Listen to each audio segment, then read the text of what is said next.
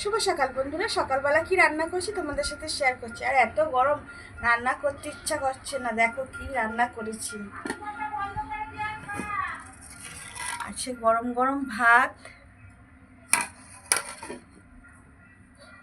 আছে সাথে আছে শসা,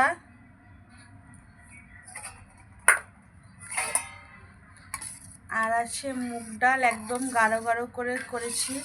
আদা বাটা দিয়েছি, একটু ঘি দিয়েছি, আর একটু সামান্য চিনি দিয়ে দিয়েছি।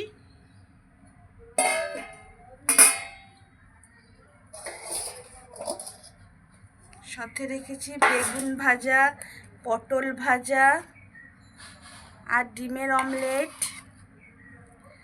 আর আছে বাঁধাকপি, জিরে লঙ্কা বাটা দিয়ে বাঁধাকপি করেছি, আর একটু আচার রেখেছি সাথে।